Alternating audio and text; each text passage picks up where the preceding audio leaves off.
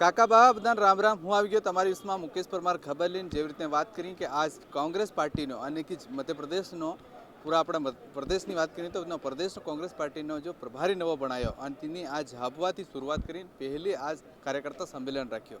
એમાં અને કે પ્રદેશ અધ્યક્ષ જીતુ પટવારી અને નેતા પ્રતિપક્ષનો જો નેતો છે બનાવી મેલ્યો કોંગ્રેસ પાર્ટીનો ત્યો ઉમંગ સિંગાર અને તેની હાથે જે ઝાપવાને જે તીનો વિધાયક વાત કરી એવી રીતની જે બધા નેતા આજ કાર્યકર્તા કોંગ્રેસના આયા અને ગામ ગામતા ફળે ફળેતા આવી તેવું કરીને કેવી રીતે કાર્યકર્તાને સમજાવ્યો કે આવવાળા સમયે કોંગ્રેસને કેવી રીતે જીતવાનું, કેવી રીતે મજબૂત કરવાનું, બૂથ લેવલ તકી અને એવી રીતે આજ જો ખુદ જો પ્રભારી આવ્યો છે તેઓ ખુદ કાર્યકર્તાઓને મુલાકાતે આજે સેક્ટર પ્રભારી જે ભણાવી મળ્યા તેની સાથે ચર્ચા કરે તો એવી રીતે વાત કરી એની વસમાં બીજી બધી વાતો ઉમંગ સિંગારે કીધું અને જીતુ પટવારી કીધું કે ખાસ કરીને જો રાણાપુરની જો ખદાન હશે જો અધિગ્રહણ જમીન થઈ રહી છે, મોટી મોટી ફેક્ટરીઓ આવી રહી તેના બારામાં બી વાતો કીધું કે એની લડાઈ કોંગ્રેસ પાર્ટી લડવું એવી રીતની વાત કીધું.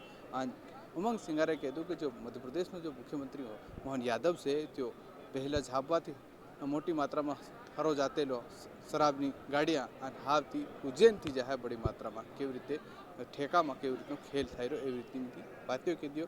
અને આવવાળા સમયે મધ્યપ્રદેશમાં બજેટ પેશ થવાનું છે તેના બજેટ પર બી ઉમંગ સિંગારે કેવી રીતની વાત કરી કે ઝુલમુલ વાત હમણાં મોટા મોટા દેખાણે તે હમણાં બરાબર પૂરા નહીં થઈ રહ્યા એવી રીતની વાતો આથી આજ કોંગ્રેસ પાર્ટી કોંગ્રેસના જે કાર્યકર્તા છે તેઓને મજબૂત કરવાની વાતો કીધી. અને આવવાળા સમયે એક વાત એમ બી કીધો જો પ્રદેશની જો પ્રભારી બનાવ્યો છે હરિસિંહ ચૌધરી કરે તીને મંચથી એવી રીતની બધી વાતો બી કીધી કે અંડાણી અંબાણી અને એની પર મોદી સરકાર કેવી રીતે મોટા મોટા બિઝનેસનું કામ આલે એની હાથે હાથે એને એમ બી વાત કીધી કે છાપવાનો અને કે આવવાળા સમયમાં કાંતિલાલ ભુરિયા અને કેબિનેટનો મંત્રી અને કેન્દ્રમાં બનાવી શકે એવી રીતની વાત અને કે સાફ તેની તરફથી કહ્યું કે આવવાળા સમયનો ચુનાવ અને લોકસભાનો ફેરથી કાંતિલાલ ભુરિયા લડી શકે તેની તરફથી સંકેત છે. એ બધી આજની બધી વાતો છે અને આખી એના જો પદાધિકારીઓ અને જે પ્રદેશનો જો પ્રભારી બનાવ્યો અને ઉમંગ સિંગાર જો અને જીતુ પટવારી હું કીધું કોંગ્રેસના કાર્યકર્તાઓને કેવી રીતે હાવ क्योंकि हमने पार कांग्रेस वखरेली से केवी रीते क्योंकि आज मंच थी एक नवी कल भी दिखाई कि जेवियर मेड़ो मंच पर देखायो और खुद तीन आज भाषण भी देवानो मोकल्यो. हालांकि कांग्रेस थी निष्कासित करेलो अनेक 6 महीना तीन पहलो 6 साल तक निष्कासित कर नाखलो एनी बात पासो केवी रीते हम गोटी सिटी करीने आज फिर मंच थी कांतिलाल भुरिया અને તેની जो पूरी टीम है विक्रांत भुरियानी टीम पासो बहाड़ी लेतो मंच थी तो હવે આવવાળા સમયમાં માલूम पड़े कि एक कांग्रेस एकजूट થાય છે कि फिर भी चुनाव આવતા આવતા કઈ નવી નવી ખળ્યો એકબીજાને વગાડતા રહેશે. તો એ દેખી કે એક तीर एक कमान की बात करतेला मंच थी लेकिन ये चुनाव तक एक आदिवासी एक थाई की निशाई आवड़ा समय मालूम पड़े. तो एवं रीते हूँ तमारी साમે फेर एवं रीतनी खबर और जानकारी लઈને આવતો કાકા બાબના રામ રામ. અને એની પહેલાં જો નેતાએ હું કીધું જો જીતુ પટવારી અને જો પ્રદેશનો જો પ્રભારી કોંગ્રેસ પાર્ટીનો બનાવ્યો અને કે ચૌધરી અને ફિર એની હાથે ઉમંગ સિંગારે હું કીધું તે તમું તેની વાતો સાંભળો मीडिया हाथे बात करते. सर, कार्यकर्ता सम्मेलन में आप यहाँ आए थे, कौनखेड़ा में भी आप गए हैं, क्या संभावनाएं देखते हैं बीजेपी के सामने और कांग्रेस के? कांग्रेस मध्य प्रदेश में बहुत मजबूत है और मध्य प्रदेश का भविष्य भी कांग्रेस का भविष्य है. मजबूत कांग्रेस के कार्यकर्ता हैं, मतदाता भी बहुत बड़े तादाद में कांग्रेस विचारधारा के हैं और कहीं हम लोग कांग्रेस की सरकार नहीं बना पा रहे हैं. जो थोड़ा जो आपस के अंदर गैप है वो पता कर कर उसमें सुधार कर कर और मध्य प्रदेश में मध्य प्रदेश की सरकार, मध्य प्रदेश की आम जन की सरकार कैसे बन पाई ये हम लोगों की प्राथमिकता है. आपने कहा कि कांग्रेस के अंदर अनुशासन की कमी है, अडानी और आरएसएस और बीजेपी के लोग मौजूद हैं. नहीं, मैंने कांग्रेस में अनुशासन की कमी नहीं कही. मेरे शब्दों को किसी और शब्दों को अगर आप में मुंह में डालना चाहते हैं तो मैं माफ़ी चाहता हूँ. मैंने ये कहा कि हम लोगों को अनुशासित रहकर ही ये लड़ाई लड़नी. आपने विचारधारा की बात करी, नागपुर से विचारधारा चलती है. कांग्रेस की विचारधारा अलग ही और नागपुर नहीं, कांग्रेस की विचारधारा संविधान की भावना है. जो संवैधानिक संस्थाओं के माध्यम से जो संविधान के अंदर जो अधिकार है संविधान के मार्फत से जो हम लोगों के वैचारिक तौर के ऊपर है वो कांग्रेस की विचारधारा है. इस देश के अंदर जो देश की विचारधारा है, नागपुर के अंदर क्या विचारधारा है, नागपुर का कैसे संगठन हुआ अच्छी तरह से अपन लोग जानते हैं. क्या संवैधानिक तौर के ऊपर उन लोगों की रहती कथनी करने के अंदर अंतर है या नहीं? सर आपने कहा कि आप झाबुआ को और मध्य प्रदेश को अपनी निगाहों से देखना चाहते हैं. नहीं, मैंने इसका मतलब पहले वाले प्रभारी गलती कर रहे थे. नहीं, मैं माफ़ी चाहता हूँ, मैंने ये नहीं बोला. मैंने कहा मध्य प्रदेश को समझने की, जो मैं शून्य समझ के रखता था, उसकी शुरुआत मध्य प्रदेश को समझने की मैंने झाबुआ से मध्य प्रदेश की समझ मैं मध्य प्रदेश के नीचे जाकर झाबुआ जैसे जिले से और बाकी दूसरे तमाम मध्य प्रदेश के लोगों के माध्यम से मध्य प्रदेश को समझना चाहता था। ये झाबुआ में जो समानांतर कांग्रेस चल रही है, इसके बारे में आप समानांतर कांग्रेस कहीं नहीं चल रही है।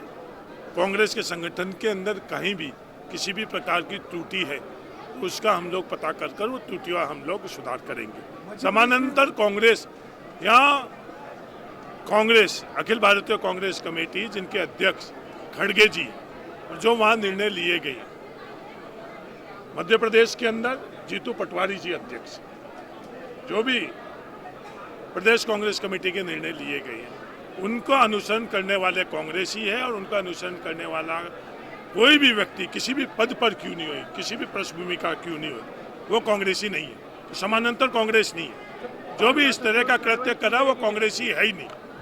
बड़ा नहीं, इनके जवाब दे दूं अगर आपकी इजाज़त होगी। अगर आपकी इजाज़त हो कि आपके सहयोगी के जवाब नहीं दूं मैं, ठीक है ना? नहीं, आपको इजाज़त है क्या मैं इनकी पूरी बात का जवाब दूं? तो कोई भी व्यक्ति जो कोई कार्यक्रम, विचारधारा और नीतियाँ इन द्वारा तय करी गई है, उसके समानांतर कोई भी चीज कार्य कर रहा है, वो कांग्रेसी नहीं। सर, बार मंच से अनुशासन की बात की गई, क्या लगता है कि लगातार 20 सालों से विपक्ष में रहने के चलते कांग्रेस कमजोर? मैंने बार मेरा भाषण जो मेरा निवेदन है कि एक बार आप वापस सुन लेना। बार मैंने किन चीज़ों के बारे में बात करी और अनुशासन शब्द मैंने कितने बार उपयोग किया, मैं वापस आपको उसका एग्जैक्ट नंबर आपको बता दूंगा, और किसको बार की श्रेणी में रखो, किसको नहीं रखो, वो अधिकार आपके पास है। सर, मध्य प्रदेश में ग्लोबल इन्वेस्टर मीट हुई है, बीजेपी दावा कर रही है कि करोड़ों का एमओयू साइन हुए हैं, रोजगार मिलने वाला है। आपको क्या लगता है पिछले 9 साल 2007 से कमाई चल रही है? नहीं, इन्वेस्टर मीट होनी चाहिए। वो इन्वेस्टमेंट किसके लिए? वो इन्वेस्टमेंट मध्य प्रदेश के लिए, मध्य प्रदेश की आर्थिक ताकत बढ़े, मध्य प्रदेश के अंदर रोजगार के अवसर ज़्यादा से ज़्यादा मिले। यही इन्वेस्टमेंट मीट का मध्य प्रदेश के संदर्भ में हम लोगों की सोच रहनी चाहिए। ये रहनी चाहिए उद्योगपतियों की सिर्फ ताकत बढ़े। ये जो सोच है, ये जो दिशा है, ये सही दिशा कौन सी है? इन्वेस्टमेंट मीट के खिलाफ कोई भी नहीं है, कोई भी कांग्रेस पार्टी के ना इन्वेस्टमेंट मीट के खिलाफ नहीं है।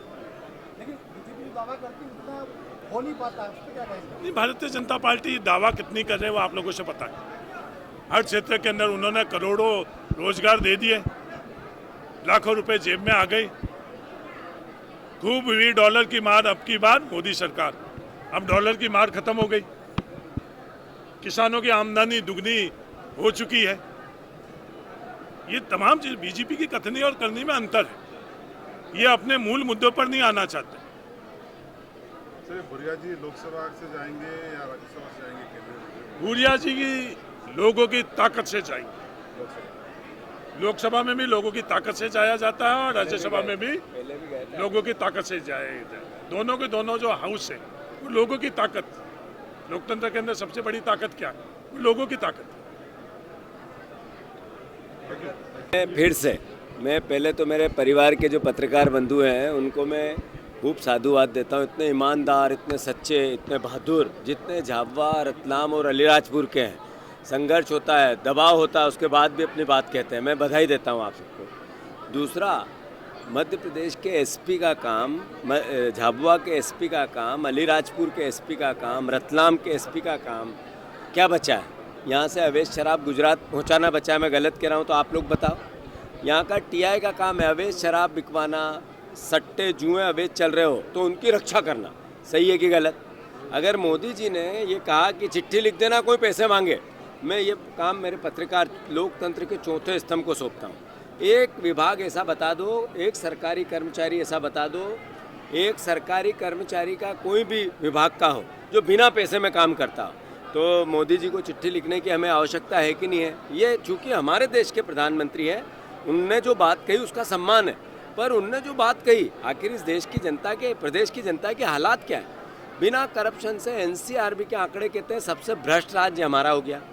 गूगल का जैसा मैंने जिक्र किया, गूगल पे सर्च करो 3 भ्रष्ट राज्यों में मध्य प्रदेश आता है।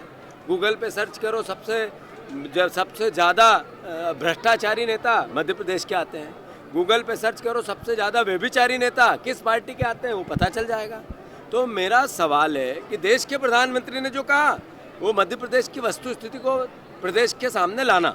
मैं समझता हूँ कि हम चिट्ठी का एक प्रोग्राम बना रहे हैं। अभी नेता प्रतिपक्ष जी से बात हुई मेरी, हम पार्टी के ऑफिशियल प्रोग्राम जारी करेंगे कि किसको किसको पैसे लगते हैं। मध्य प्रदेश के वासी देश के प्रधानमंत्री को चिट्ठी लिखो।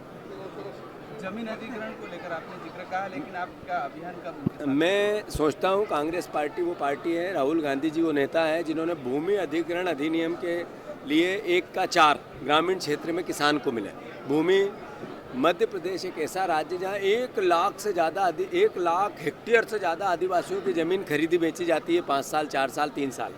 मतलब सबसे ज़्यादा ज़मीन प्राइवेट सेक्टर में हो या सरकारी सेक्टर में आदिवासी की छीनने वाला राज्य मध्य प्रदेश। हमारा दायित्व है उसकी रक्षा करें। नेता प्रतिपक्ष जी, हमारे विधायक विक्रांत, हमारे सारे विधायक, जो रानापुर में ज़मीन अधिग्रहण की बात हो रही है, हम अपने खून के अंतिम बूंद तक लगाने को तैयार है और रानापुर के परिवार के लोगों की ज़मीन बचाने को तैयार है। जब भी हम प्लान करके जब भी प्रशासन इस तरह की अधर्मिता करेगा, कांग्रेस का कार्यकर्ता खड़ा मिलेगा। धन्यवाद। आने वाले बजट सत्र में कांग्रेस की तो साथ जाएगी नहीं, बजट सत्र में मध्य प्रदेश सबसे बड़ा कर्जदार प्रदेश बन गया।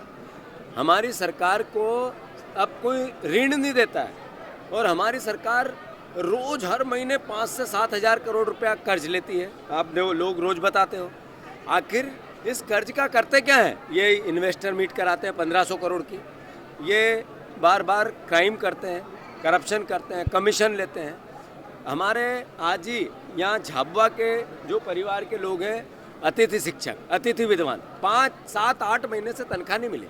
36 विभाग ऐसे हैं जो कर्मचारियों की तनख्वाह टाइम पे ही नहीं है। मध्य प्रदेश की आर्थिक दिवालियापन कितना है?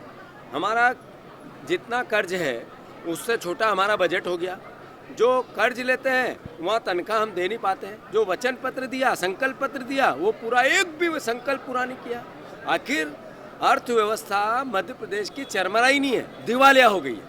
हमने सदन में भी, अभी नेता प्रतिपक्ष जी बात करेंगे तो बताएंगे, सदन में हम 4 बार से आर्थिक श्वेत पत्र की मांग कर रहे हैं, सरकार नहीं दे पा रही है। सरकार सिर्फ कर्ज लेकर राजनीतिक एक तरह से फिजूल खर्ची नहीं करती, अय्याशी करती है। मतलब इतना फिजूल खर्च करती है। अभी विदेश जाके आए मुख्यमंत्री, उससे पहले 70 बार गए मुख्यमंत्री दूसरे वाले। एक भी पिछले 10 साल में विदेशी इन्वेस्टमेंट नहीं आया। अभी इतने लोग आए हैं, राजनयिक आए, विदेशी मेहमान आए, पर उनने इन्वेस्ट नहीं किया। ये भारत सरकार के आंकड़े मेरे नहीं हैं। तो ये हालात है। पंचायत चुनाव जीतने का अपना आह्वान किया कि पंचायत चुनाव जीते। कांग्रेस पार्टी चूंकि 15 प्रमुख तक की व्यवस्था है। कांग्रेस पार्टी लगातार, हम विधानसभा चुनाव में निराशा हमारे हाथ लगी है। स्वाभाविक है कि हमें बदलाव की आवश्यकता है, इसको नकारा नहीं जा सकता। जो आज का आयोजन का सीधे प्रभारी जी आए, मतलब संगठन की गंभीरता है। हम पंचायत चुनाव की तैयारी तो एक बात है, पर संगठन की मजबूती भारत को बनाने के लिए, मध्य प्रदेश के भविष्य के लिए, कांग्रेस के निर्माण नए तरीके से निचले स्तर पर कैसे हो, ये प्रयास है, जिसमें पंचायत चुनाव जीतना जरूरी है। झाबुआ जयपुर में मीडिया प्रभारी घोषणा हुई कांग्रेस की तरफ से, ये सब हो जाएगा। अभी नेता प्रतिपक्ष मेरे ख्याल से बोल दिया मेरे ख्याल से क्या तैयारी, लेकिन निश्चित तौर से भारतीय जनता पार्टी जो 1 साल से बात करती है कि घोषणा पत्र हमारा गीता की तरह, रामायण की तरह, तो उनको गीता रामायण याद दिलाना है। 1 साल हो गया, ना आपने लाडली बहना का वादा पूरा किया, ना किसान के आपने समर्थन मूल्य की बात करी थी, 3127 सुबह पूरे नहीं किए। और हाल में आपने देखा है कि युवा मेधावी छात्रों को जो स्कूटी देनी थी, जब कांग्रेस ने पहल करी, जब मुख्यमंत्री जी जापान से आए, तत्काल 50 स्कूटी उनने बांटी। तो ये हमने एक सांकेतिक रूप से स्कूटी दी है। तो हम चाहेंगे कि प्रदेश के 90,000 युवाओं को लैपटॉप मिले, 8,000 बच्चों को स्कूटी मिले। ऐसी इस प्रकार की जो मांगे हैं, चाहे नल जल की जो बात है, घोटाले हुए, उसमें माननीय कैलाश विजय जी ने कहा था कि हम 1 महीने में जांच करा के इसको क्लियर कराएंगे और घर घर तक पानी पहुँचाएंगे। तो ये ऐसे महत्वपूर्ण मुद्दे हैं जो प्रदेश के मुद्दे हैं, और उसी को लेकर सरकार को घेरेंगे। लेकिन सरकार डरती है, विधानसभा सत्र चलाना नहीं चाहती है। आपने देखा है कि बजट सत्र 9 दिन का कर दिया, जिसमें कि 28 दिन का करीब होता है, 1 डेढ़ से महीने का। तो मैं समझता हूँ कि भारतीय जनता पार्टी की सरकार लोकतंत्र की हत्या कर रही है और सीधे सीधे हिटलरशाही एक नाजीवाद सरकार चलाती है। आम जनप्रतिनिधियों के प्रश्नों के जवाब देना नहीं चाहते। मुख्यमंत्री तो सदन में बैठते नहीं हैं। तो मेरे को लगता है कि मुख्यमंत्री जी को लोकतंत्र के प्रति गंभीर होना चाहिए। हमने राज्यपाल को भी इस बारे में अनुरोध किया है, लेकिन आप जिस प्रकार देख रहे हो मोदी जी और इनके मुख्यमंत्री अभी कौन से कंबल ओढ़ के घी पी रहे कि जनता से वोट तो मांग लेते हैं, लेकिन जनता को 5 साल भूल जाते हैं। धन्यवाद।